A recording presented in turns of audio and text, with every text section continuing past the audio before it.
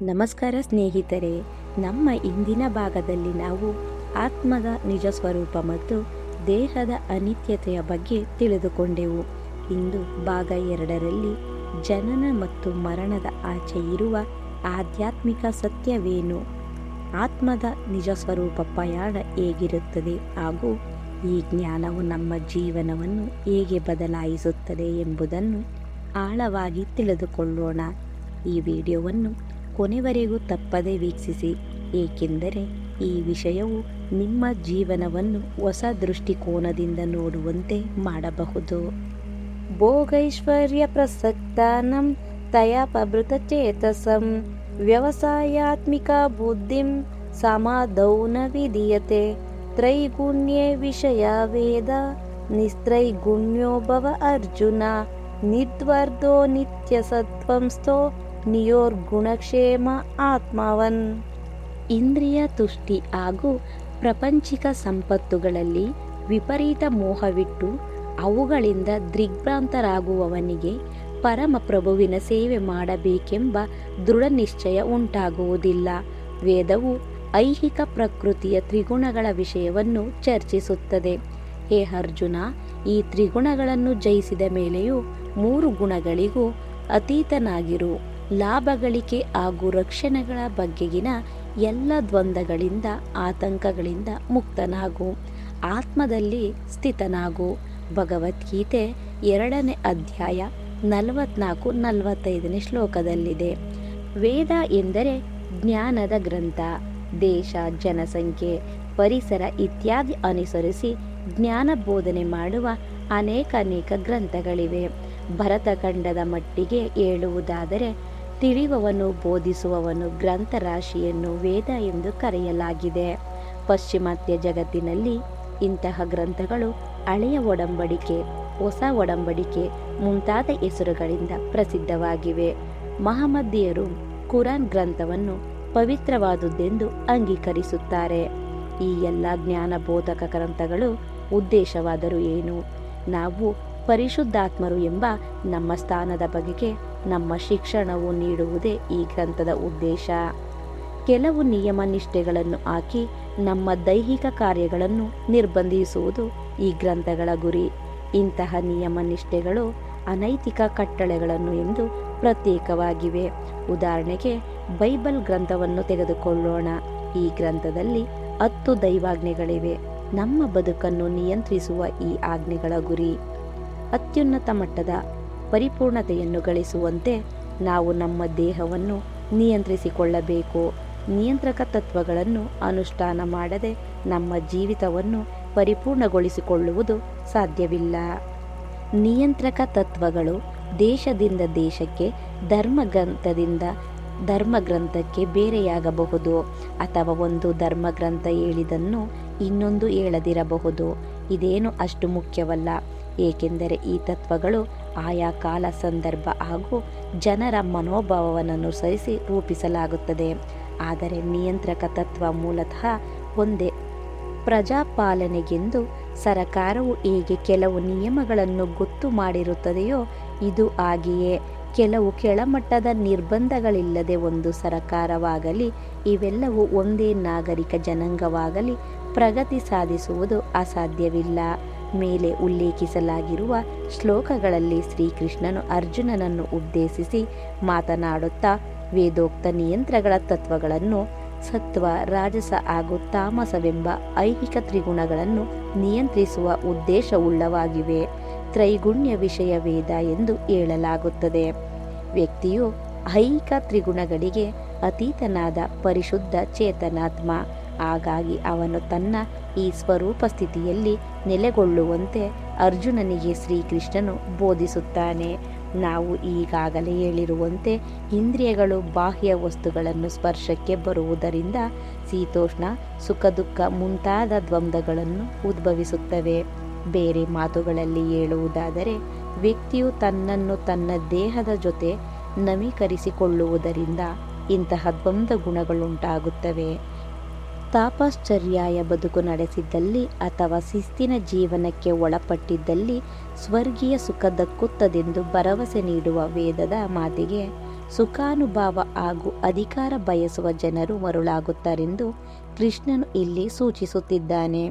ಸುಖ ಪಡುವುದು ನಮ್ಮ ಜನ್ಮಸಿದ್ಧ ಹಕ್ಕು, ಏಕೆಂದರೆ ಅಂತಹ ಬಯಕೆ ಚೇತನಾತ್ಮದ ಒಂದು ಲಕ್ಷಣ. ಆದರೆ ಈ ಚೇತನಾತ್ಮವು ಲೌಕಿಕ ನೆಲೆಯ ಸುಖ ಪಡಲು ಯತ್ನಿಸುತ್ತಿದೆ. ಇದೆಲ್ಲ ಇಲ್ಲಾಗುತ್ತಿರುವ ತಪ್ಪು. ಪ್ರತಿಯೊಬ್ಬರೂ ಪ್ರಾಪಂಚಿಕ ವಸ್ತುಗಳತ್ತ ಆಸೆಯಿಂದ ದೃಷ್ಟಿ ಹರಿಸುತ್ತಿದ್ದಾರೆ. ಈ ನಿಟ್ಟಿನಲ್ಲಿ ಅಗಾಧ ಜ್ಞಾನವನ್ನು ಸಂಪಾದಿಸುತ್ತಿದ್ದಾರೆ. ಒಬ್ಬಾತ ರಾಸಾಯನಿಕ ತಜ್ಞನಾಗುತ್ತಾನೆ, ಇನ್ನೊಬ್ಬ ಭೌತ ವಿಜ್ಞಾನಿಯಾಗುತ್ತಾನೆ, ಮತ್ತೊಬ್ಬ ರಾಜಕಾರಣಿ ಮತ್ತು ಒಬ್ಬ ಕಲಾವಿದ. ಹೀಗೆ ಒಬ್ಬೊಬ್ಬರು ಒಂದೊಂದಾಗುತ್ತಿದ್ದಾರೆ. ಪ್ರತಿಯೊಂದು ವಿಷಯದ ಬಗೆಗೂ ಪ್ರತಿಯೊಬ್ಬನಿಗೂ ಅಷ್ಟಿಷ್ಟು ತಿಳಿದಿರುತ್ತದೆ. ಇದೇ ಮನುಷ್ಯನಿಗೆ ಒಂದು ವಿಷಯದ ಬಗ್ಗೆ ಎಲ್ಲವೂ ತಿಳಿದಿರುತ್ತದೆ. ಈ ತಿಳಿವನ್ನು ಜನಸಾಮಾನ್ಯವಾಗಿ ಜ್ಞಾನ ಎಂದು ಕರೆಯುತ್ತಾರೆ.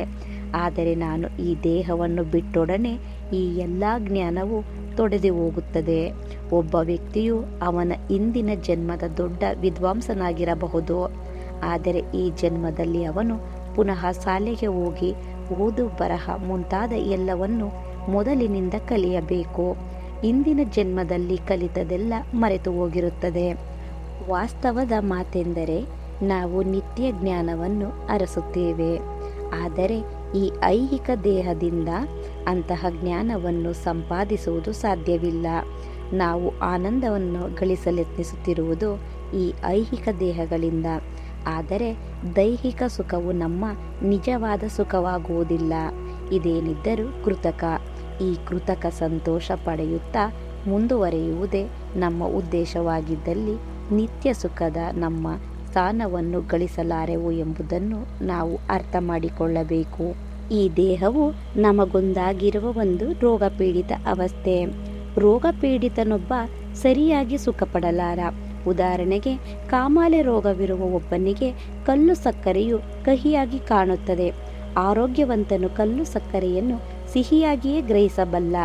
ಈ ಎರಡೂ ಸಂದರ್ಭಗಳಲ್ಲೂ ಕಲ್ಲು ಸಕ್ಕರೆಯನ್ನು ಒಂದೇ, ಆದರೆ ಅದನ್ನು ಸವಿಯುವವರ ಸ್ಥಿತಿಗನುಗುಣವಾಗಿ ರುಚಿ ಬೇರೆ ಬೇರೆಯಾಗಿರುತ್ತದೆ.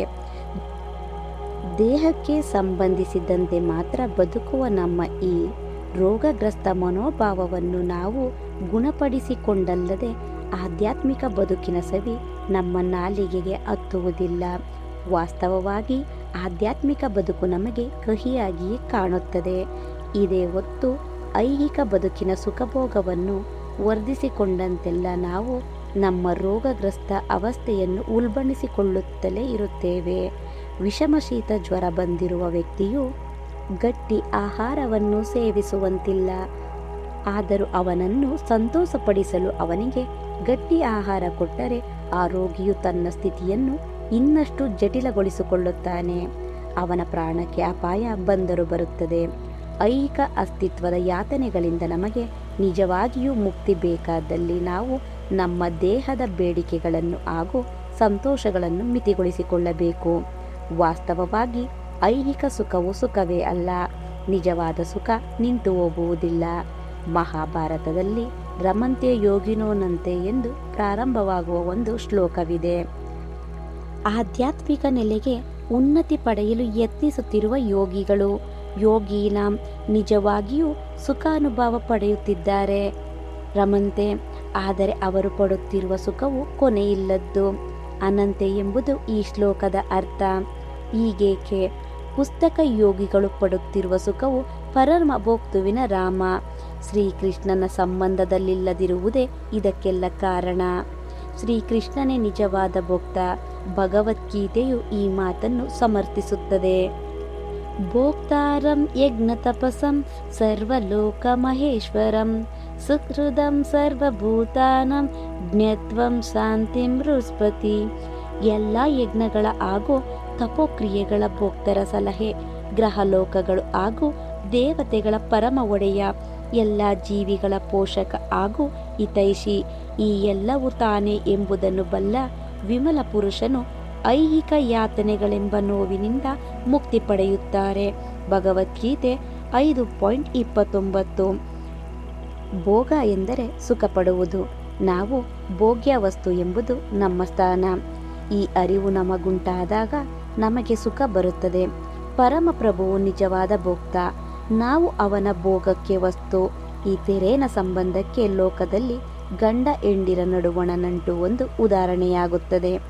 ಇಲ್ಲಿ ಗಂಡನ್ನು ಪುರುಷ ಭೋಕ್ತ, ಹೆಂಡತಿ ಪ್ರಕೃತಿ ಭೋಗವಸ್ತು. ಪ್ರೀ ಎನ್ನುವುದು ಶಬ್ದಕ್ಕೆ ಸ್ತ್ರೀ ಎಂದು ಅರ್ಥ.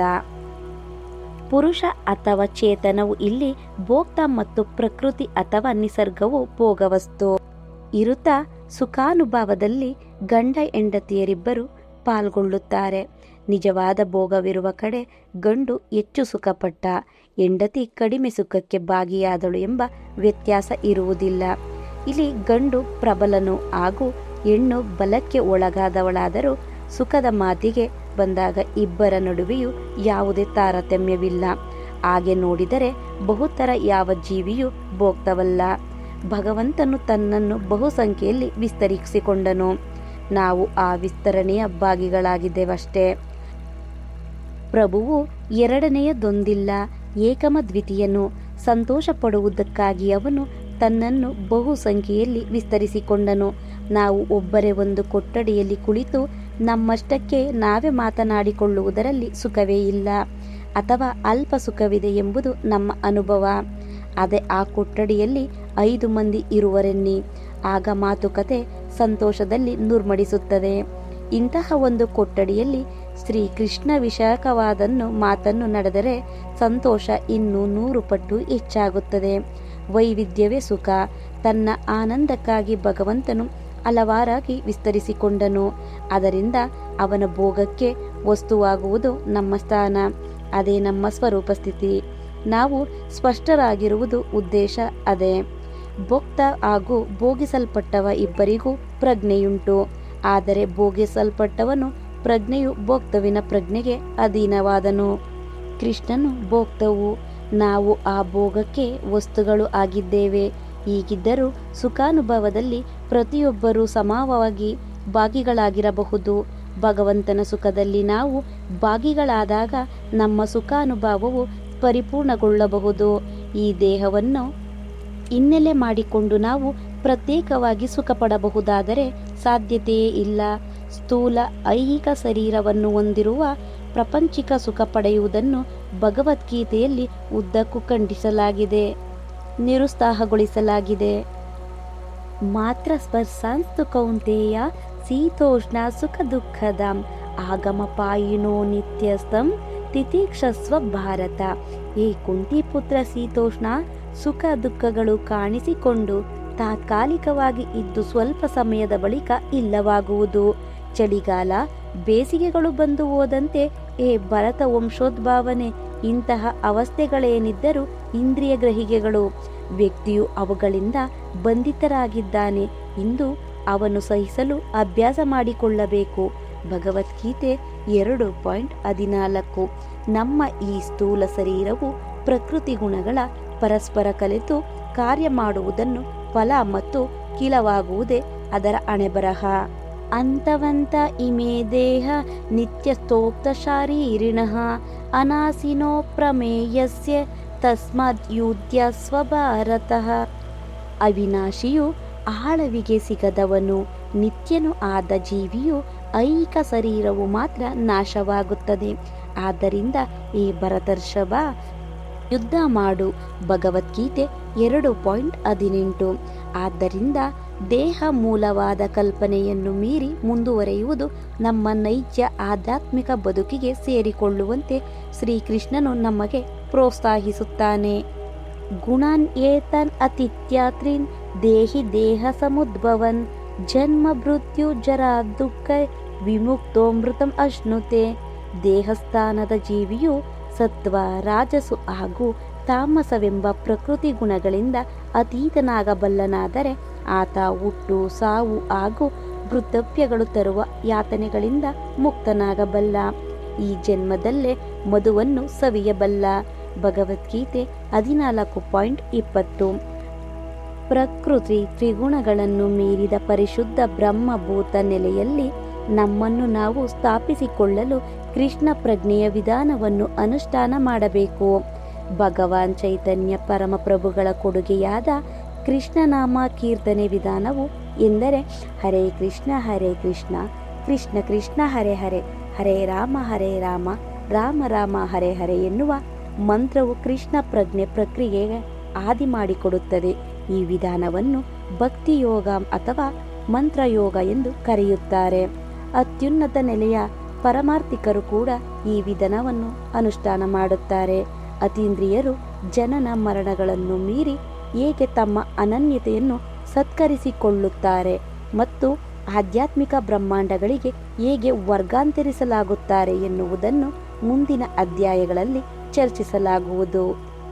ಇಲ್ಲಿಯವರೆಗೆ ನಾವು ನಮ್ಮ ದೇಹಗಳಲ್ಲ ಎಂಬ ಮಹತ್ವದ ಸತ್ಯವನ್ನು ಅರ್ಥ ಮಾಡಿಕೊಳ್ಳಲು ಪ್ರಯತ್ನಿಸಿದ್ದೇವೆ. ಈ ದೇಹವು ಹುಟ್ಟುತ್ತದೆ, ಬೆಳೆಯುತ್ತದೆ, ವೃದ್ಧಿಯಾಗುತ್ತದೆ ಮತ್ತು ಒಂದು ದಿನ ನಾಶವಾಗುತ್ತದೆ. ಆದರೆ ಈ ದೇಹದಲ್ಲಿರುವ ಆತ್ಮವು ನಿತ್ಯ, ಶಾಶ್ವತ ಮತ್ತು ಅವಿನಾಶಿಯಾಗಿದೆ. ಈ ಸತ್ಯವನ್ನು ನಾವು ಕೇವಲ ಕೇಳುವುದಲ್ಲ, ಜೀವನದಲ್ಲಿ ಅನುಭವಿಸಬೇಕು. ನಾವು ದೇಹವಲ್ಲ ಎಂಬ ಅರಿವು ಮೂಡಿದಾಗ ಭಯ ಕಡಿಮೆಯಾಗುತ್ತದೆ, ದುಃಖ ಕಡಿಮೆಯಾಗುತ್ತದೆ ಮತ್ತು ಜೀವನದ ಬಗ್ಗೆ ಹೊಸ ದೃಷ್ಟಿಕೋನ ಸಿಗುತ್ತದೆ. ಇದರೊಂದಿಗೆ ಜನನ ಮರಣಗಳಾಚೆ ನಾವು ನಮ್ಮ ದೇಹಗಳಲ್ಲ ಎಂಬ ಮೊದಲ ಅಧ್ಯಾಯನ ಮುಕ್ತಾಯಗೊಳ್ಳುತ್ತದೆ. ಮುಂದಿನ ಅಧ್ಯಾಯದಲ್ಲಿ ಆತ್ಮದ ನಿಜವಾದ ಸ್ವರೂಪ, ಜನನ ಮರಣದ ರಹಸ್ಯ ಮತ್ತು ಜೀವನದ ಆಳವಾದ ಅರ್ಥವನ್ನು ಇನ್ನಷ್ಟು ವಿವರವಾಗಿ ತಿಳಿಸುತ್ತೇನೆ. ಧನ್ಯವಾದಗಳು. ಮುಂದಿನ ಅಧ್ಯಾಯದಲ್ಲಿ ಮತ್ತೆ ಭೇಟಿಯಾಗೋಣ. ಹರೇ ಕೃಷ್ಣ.